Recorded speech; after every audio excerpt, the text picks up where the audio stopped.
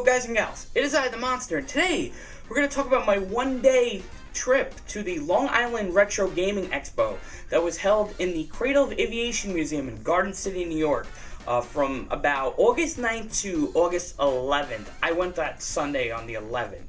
So I've been going to this convention probably since 2018. I've maybe skipped one of them, and every single time I go, I always just have a blast. I have to say that my mother actually showed me the expo. I had no idea that it even existed up until she brought it up. So, like, you know, it's like our thing. We go there and we bond and whatnot. I want to just say right up front, the footage in this is shot with my camera, of course, and that camera is 100 years old. So I tried my best to, give you what I could, and I slowed some stuff down, and hopefully it's going to be okay in the final product, right? So we're going to talk about this expo, and this was basically the big surprise video that I was trying to set up. So before we begin, I also want to say that, yes, this is in an aviation museum. This is not in, like, some convention center. So, like, yeah, it's a big building, but it's not, like, massive, right? But there's also going to be, like, airplanes and different historical things, and, like, they even talk about, like, spaceships and astronauts. So there's, like, literally going to be rooms that have astronaut stuff in it. It's wild, man. But I really love this expo because it's super chill. There's, like, a vibe to it. It doesn't feel like it's crazy, like, popular. Like, it is popular, but it's not like this mainstream thing, and there's still, like, a vibe of, like, people just, like, having a good time, and there's, like, you know, a lot of hospitality, and, like, everybody's just happy to be there, and I really like that about this expo. One of the things that's really amazing to me is, like, they always have, like, different little tidbits of history for games. They have all these different, like, sections. Every year I think they pick a game or something where they show off a whole bunch of them. Like, I know last year or so they did Tetris. But, like, they have hundreds of games to play, from consoles to pinball machines, arcade. They even got imports in this year.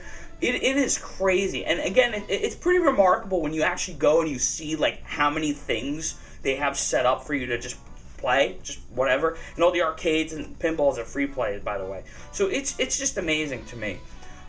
This year was really funny because they had they have like a lunar shuttle room, like, well, I'll show you, with like an astronaut, and in there they celebrated like Pokemon, and so like they just had like a Pokemon like pinball like set up on a television and like other games, and you just have the background of this astronaut chilling. It's incredible, dude.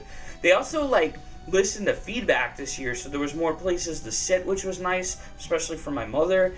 And it was they had more artists this year, which I thought was really cool. I just felt like there was a little bit more, and I feel like as the years go on, they've only just been like increasing and doing more different things, and it's really nice to see that. You know, it's nice to see like when they actually ask for feedback and they like take it in. It's just super chill. You know, and there's also like guests and, you know, fellow YouTubers, gaming historians, and they also host panels. And I don't know, there's just like a very homegrown roots vibe to this expo, so you could like go up and meet these people and, you know, maybe get autographs and pictures and whatnot. So that's really cool too. I don't really meddle with that too much, but it's there if you like that. But yeah, for the most part, it's just really good. You know, there's some awesome deals out there. There's always gonna be vendors that, like, you're a little, like, you know, you can't haggle with them or you can't really talk shop with them, and that's okay. I also have to mention that typically, like, because we go on a Sunday, which is like the quiet day, you know, people will tell me that Friday is always a zoo, or sometimes Saturday. But, you know, typically I go there and I'm not expecting like crazy amounts of, you know, stuff. But this year felt like really different, where it felt like there were more types of vendors and more things going on, and they actually had a lot of banger games still there on Sunday. So when I show you my haul later in this video, you're gonna be like, dude, what the heck? Like, I got some amazing deals. I spent way too much money. I'm scared, y'all. I gotta pay bills, and I gotta pay for this mortgage, y'all. So I'm gonna show you that. That's gonna be really interesting. And like, yeah, I'm always having a good time. I highly recommend, if you're over in Long Island or if you're over in New York or whatever and you want to do something, this is the show to go to. Everyone's here, including Bootleg Donald Duck. Yeah. Oh, and I also want to mention this. So, like, they made this post, like, I was talking about how there's arcade imports. So there's a lot of rhythm games and stuff this year, which is really cool. But one of the things that got me very excited was they had a picture of Lucky and Wild, which is one of my favorite arcade machines of all time. It's this game from Namco in the early 90s where you play as a driver with a gun and then the other dude plays as the other shooter. And so you are constantly moving the car around and shooting. It's a really, really fun game. I think it's very, very underrated. I don't know if there's a cult following for it, but if they had it there and like I was looking all over for it, when I found it, we like ended up playing it. But it was really funny because we got to like the last stage and then they had to pull the cord because they were closing the show down, so all the games went out. But it was so much fun to play that again. So yeah, I was really happy about it. Overall, I just think this is like a great experience. Like, you should definitely check it out. Alright, so now for the fun part of the video. What did I pick up at this expo, huh? Okay, so like I was saying earlier, I think I spent way too much on this one, to be completely honest, but the deals were coming in, man, and there were some really amazing games this year, and there might be like one or two things I'll regret later on, but I decided to, like, just go for it on this one because, when you go to these shows, you're saving up for like these big things. So here's what happened. Okay, so I walked in there. I was probably in there 5-10 minutes, and one of the first vendors we talked to, I don't think he's ever been there. I asked him. I think he said that they'd never been here before. I don't recall. But he noticed that I was looking at something, and I knew I was going to pick it up, but he kind of did like a bundle deal. I picked up Tales of Grace's F for the PS3. I have been told by a lot of people that this is a great Tales game. I'm a big fan of the series.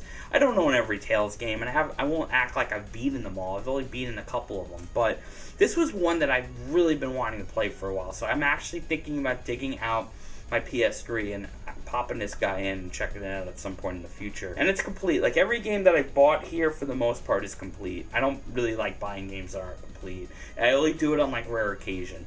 But this one I got, complete disc and everything. This year was like the year of minty discs. I don't know if they had a disc buffer or something there, but dude, like, every disc was super clean. And then, so he also was like, hey, listen, I have another Tales game. If you want it, I'll bundle it for you. So I think I paid for both of these like $65. This is about, he wanted $35, which is about, like, I feel like an average price for this game. But he also had Tales of the World Radiant Mythology for the PSP. I can't remember the last time I've played the PS3 or the PSP, forget it. I can't even remember the last time I played this handheld.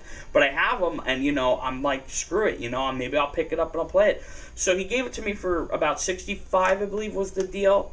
And this is, again, complete too.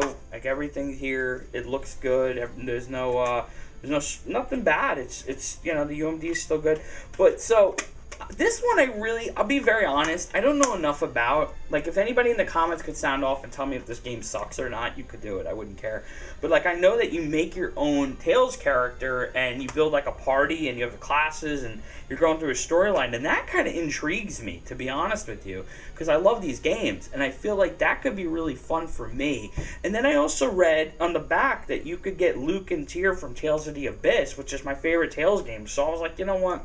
Screw it, I was feeling good and we're already here, so I got these two games. I've heard nothing but great stuff about this one in particular, so let me know, this is a good one. I thought, whatever, $65. Okay, so this one, I've decided recently that I'm just going to go for all of the mainline games in the franchise, and eventually we'll talk about it. I'll do a video or something and we'll discuss it a little more. But I was looking for this, and I found it, and I made a deal on it. I made a haggle, I suppose, and that is Monster Rancher 3. So Monster Rancher 3 is kind of the black sheep of the franchise. It's like all of the monsters are cel-shaded. I think this is the first game that has dungeons in it or something. But I don't know, man. I just remember as a kid I wasn't super fond of it, but I want to give it another shot and give it a go. So the vendor, I had a feeling he had it for some reason, but it's complete. The manual looks really nice and crispy, actually. I was very impressed with the manual here. It's complete. He wanted $50 for it, and I got it for $40, because honestly, this game doesn't really run that high. This game is interesting because it's gone up a little bit, so there's still value. There's still people that want to play it, but it's not like the most overpriced game. It's Monster Rancher. So we're gonna check it out, see if it's any good. Maybe I was wrong when I was a kid, but I'm curious about it. So now all I need is Monster Rancher Evo, which is gonna be a little trickier track down, but it's not crazy overpriced. You know, knock on table. So this next one was at like a brand new booth. This one was like really cool. There was a lot of like imports and stuff. I'm gonna be honest, like it was a lot of stuff from like PlayAsia, so like I knew what I was getting into, but you know, the prices were kind of about like what you'd see online, so I was a little confused by it. But in any case, I saw something that I actually have been looking for, and that is the Neo Geo Pocket Color Selection Volume 1. I am a huge fan of the Neo Geo Pocket Color. Many years ago, I made a video where I bought one off of eBay, and I got an incredible deal. And I even have I have like 2 box games, and I got a bunch of my games, like not a bunch. I got a few games in storage, but I love this handheld so much. It's so good. It's in a lot of ways it's very underrated, but this one had so many banger games, and at the time Limited Run put it out, but then I believe SNK printed this version of it, if I'm not mistaken, because there's no Limited Run. There's 2 versions of it. But this one has all the games on it. Stuff like SNK Gal Fighters, Samurai Showdown 2, which is really cool. King of Fighters R2, which is great. The Last Blade, Fatal Fury Contact, great game. There's just a lot. Match of the Millennium with the Capcom versus SNK guys. The Metal Slug First Mission, which is a great game. I own that. Metal Slug Second Mission. There's some really great stuff on here. Dark Arms. But yeah, so they wanted like $50 for it, which again is like, I'm basically paying full price. I was trying to haggle for it. I got it for about $45, which is not the greatest, but I don't care. You know what? They were very nice, and I picked it up. I just picked up Volume 2 off of the Limited Run sale like maybe a month or 2 ago, and I have that. I guess I'll show it real quick, but I have it. So now I have both of the Neo Geo Pocket Color games. Maybe we'll talk about that in the future. But yeah, you know, we were kind of getting tired. We were sitting down, but we saw one booth that was, you know, kind of just there, and we were looking in the back wall. And I'm seeing a lot of new vendors this year, or maybe just I never recognized them. I'm gonna be honest, but I don't know why. I knew in my head I was gonna get this game. I just didn't know what version I was gonna find there, and I ended up getting a copy of Owlboy. So I love this game. I don't know if any of you have ever played Owlboy. It's a great indie game that came out a couple years ago. And I remember when it came out, I was so hyped. It was in development for a long time, and I bought it on Steam, and I just remember beating it really fast and kind of moving on. And I wanted to own a physical copy of it. It was kind of bothering me that I didn't own it. So I was trying to get it on the Switch, but to be honest with you, in hindsight, I'm kind of glad I got it for the PS4. There's no PS5 version, and I just feel like, I don't know, I just feel like it's going to run a little better, but we'll see. They wanted $30 for this. I think I got it for $25. Again, I wasn't trying to, like, just, you know, haggle for everything, but a lot, you know, when you go to an expo, that's what you're doing. You're kind of talking. And they were very nice. This is a brand new copy, so that's exciting. This is, I think, the only new game I've bought in this whole stack of games here. But I love this game. Seriously, if you've not played Owlboy, I highly recommend it. It's beautiful sprite art. The characters are great. It's just got such a cool vibe. There's like air pirate stuff going on, and all of your party members have like different little side things, and it's just like a 2D side scroller. It's just really fun, and I don't know. It's a very memorable indie game. Okay, so this one's gonna be a little like, huh? So this one was at a booth where the guys were just trying to fire sale things a little bit, and admittedly, I probably should have went a little lower on this, but I just asked because they had like 2 or 3 copies of it, and 2 of them weren't like complete, and this one was.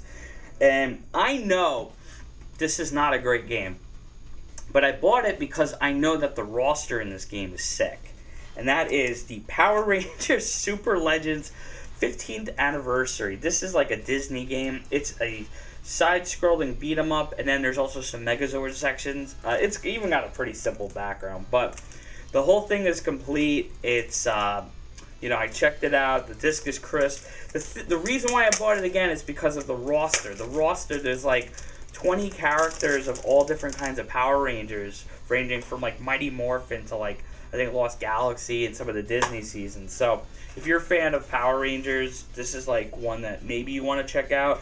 I just thought, what the hell, I'll play it for a little bit and have fun with it. I'm really hoping Power Rangers in space is in some form, but we'll see. But yeah, I picked this one up for 15. I really should say I think it's worth less than 15, but I grabbed it for 15. So what the hell. Alright, so the next game that I picked up, I have been looking at this game for years. It's one of the lesser kind of GameCube games that I've been eyeing for some time. And it's funny, for as long as this game's been around, I've always been told the GameCube version of it's actually quite good. And it's hard to find a copy of a game sometimes, where the box doesn't look like it was chewed up by a dog or something. Like, this game, for some reason, every time I see it in stores or anywhere, it just looks terrible and things are missing, and I'm always frustrated. But I got super lucky with this one. I saw about 3 or 4 different copies at the Expo, and that is The Hobbit by Sierra Entertainment. This one has the trading card in it. I don't know if all of them have a trading card. Correct me if you want to, but this game is just, basically like Lord of the Rings, with like a cartoony style, and you're following like that original storyline. But I was really, really, really, really happy to pick this one up, and I'm going to try to be really careful as I open this. But I think the guy was a little hesitant to sell it to me, but I got it for $20. They wanted $25. I felt like it's worth $20. I'm sorry. Call me cheap or whatever. But it's in really nice condition for the most part. And it even has, let me pull this out. It's got the disc, obviously it's got this. And it's got the inserts. And I was really surprised. It has the playing card. It has Gandalf the Wizard. I don't know I don't know anything about the playing cards. Is there different ones? Please. But this is the prelude to Lord of the Rings. I've always wanted to play this. So I'm really excited to check this one out. Really excited. And again, I've never really heard anything bad about it. So pretty pumped. Alright, so the last game that I picked up, I guess this was like a big SNK year for me. I really don't know. But the last game I picked up, I saw it at a booth. I felt like everybody kind of picked everything, and I saw this one game. I didn't really know much about it, and I still don't know much about it, but it kind of piqued my interest. I said maybe I'll come back later and see if they have it. I'm the type of person, I walk around the Expo a little bit, and I kind of view things, and then I kind of figure out what I want to do. Because I don't want to jump at everything, but there's a couple of games in there I did jump at. And so in any case, I came back to this one at the end of the Expo, and they were very kind to me and graciously gave me this deal after I asked them about it. But I picked up Neo Geo Battle Coliseum for the PlayStation 2. They wanted $20. I got it for $15 because I had no money left, and they were really, I really appreciated them doing that. I think they were called the Warp Zone, so I'm giving you a shout out because you guys were super, super nice. You also gave my mom a chair or something, or you talked to her, and that was really cool. So I appreciated that. But it's complete. I have the manual and everything. This roster in this game is nuts. I don't know how good this game is. I'm gonna be honest. I think this came out around the time of. I'll correct myself if I have to, but I believe this came out around the time of SNK versus Capcom, maybe before it. I'm not entirely sure. This came out, I think, in 2006 or 7, but this is 40 characters, so there's everything from King of Fighters, Fatal Fury, Samurai Showdown. There's even Metal Slug characters in this. World Heroes is in this, so it's pretty insane. So I'm just excited to check it out. I really want to try Marco out from Metal Slug, and I think the aliens in this too, Mars people. But what the hell, right? For $15, we check it out. We have a little fun with it, and hopefully it's good, man. Hopefully it's a good time. But I just love all these SNK properties a lot. So I just thought, what the heck, we'll check it out. All right, and then the last item I got was right at the tail end. They were closing up, and I was looking at it before, but I didn't really know if I wanted it because the man had a box of books, but I wasn't really vibing with anything. There wasn't anything game related there left. There was a lot of comic stuff, but the man just drew an offer at us. He was like, "Listen, we're closing up. I'll give this to you for $10." And shout out to my mom. My mom treated me on this one thing, but it is the King of Fighters 14 artworks. I know maybe this is not the most popular game, but I love SNK's art. I'm going to see if I can pull something out that's a little tasteful because there's a lot of waifus in here. But stuff there's stuff like this, just awesome character designs. Who's this one? Chin?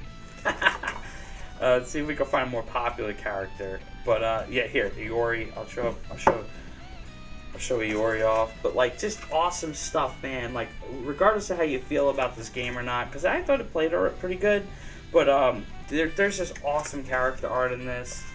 It's really cool, man. I'm excited to just kind of dive in and see like how they like make different like character design decisions. I love art books, but you know, art books are expensive like anything else. So to get this for $10 was an absolute steal. All right, guys. So in any case, that's it. These are all the games and all the. I'm gonna see if I can hold the book too, actually. These are all the pickups. I think I spent way too much money, but listen, when the deals show up, you gotta strike, right? While the iron's hot. So yeah, if you're in the New York, Long Island area, definitely check out the Long Island Retro Gaming Expo. It's super fun, super chill. It's just a good time, man. I feel like anybody can just enjoy it, and that's it, you know. Please like, comment, subscribe, share, ring the bell, do whatever you gotta do. I appreciate all that so much, and thank you for watching. Thank you for letting me ramble on and show you some blurry, weird footage and show you some cool games and stuff I picked up. And that's it. See you guys later. Peace!